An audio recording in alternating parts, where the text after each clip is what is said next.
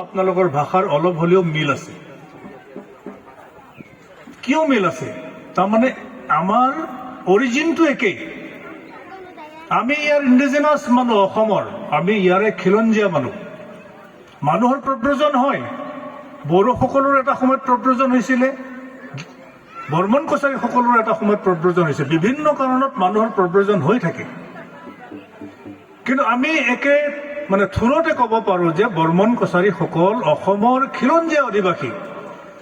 আৰু যিহেতু বৰ্মন কছাৰীসকল খিলঞ্জীয়া অধিবাসী, তেওঁলোকৰো নিৰ্দিষ্ট এটা ভাষা, স্বীকৃত ভাষা থাকিব লাগে। তেওঁলোকৰো ভাষা, সংস্কৃতি, সাহিত্য চৰ্চিত হ'ব লাগে। তেওঁলোকৰো অৰ্থনৈতিক অধিকাৰ, সামাজিক অধিকাৰ, শৈক্ষিক অধিকাৰ থাকিব লাগে। আৰু ক্ষমতাৰ অংশীদাৰিত্ব থাকিব লাগে। মই এইটোৱে ক'ব খোজো যে এটা জনগোষ্ঠীৰ উন্নয়ন কেতিয়া হয়, এটা জনগোষ্ঠীৰ উন্নয়ন কেনেকৈ সম্ভৱ হয়? মাটি থাকিব লাগিব, ভাষা সংস্কৃতি থাকিব লাগিব, আৰু ক্ষমতাত অংশীদাৰিত্ব, পাৱাৰ শ্বেয়াৰিং, ক্ষমতাত অংশীদাৰিত্ব থাকিব লাগিব। আৰু সেই জনগোষ্ঠীয়েহে তেতিয়াহ'লে দুপদ দুপে সেইটো আগবাঢ়িব পাৰিব, উন্নয়নৰ পথত অগ্ৰসৰ হ'ব পাৰিব।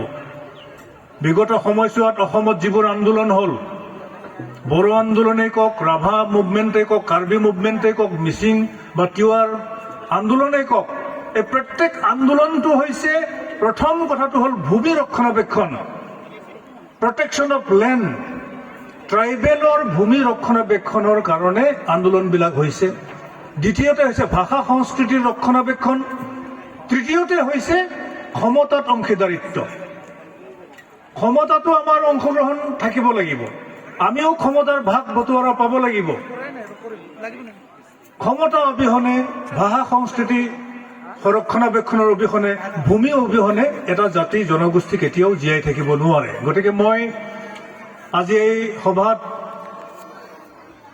সদৌ বৰ্মন কছাৰী ছাত্ৰ সন্থাৰ নতুন যি প্ৰজন্ম বা নতুন যি নেতৃবৃন্দ, তেওঁলোকক মই আহ্বান কৰিম, তেওঁলোকে আৰু কষ্ট কৰক, মানুহখিনিক একেলগ কৰক, একেলগ কৰি নিজৰ মাতৃভাষা জীয়াই ৰাখিবৰ কাৰণে, ভাষা সংস্কৃতি জীয়াই ৰাখিবৰ কাৰণে, সাহিত্য জীয়াই ৰাখিবৰ কাৰণে, আৰু ক্ষমতাত অংশীদাৰিত্বৰ কাৰণে, আৰু বিশেষকৈ চেডেল ট্ৰাইব ষ্টেটাছৰ কাৰণে তেওঁলোক একত্ৰিত হৈ সংগ্ৰামৰ পথলৈ অগ্ৰসৰ হওক, চৰকাৰক দাবী তোলক।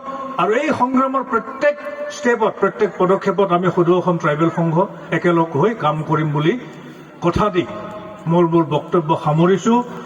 ৰৌজাং দং।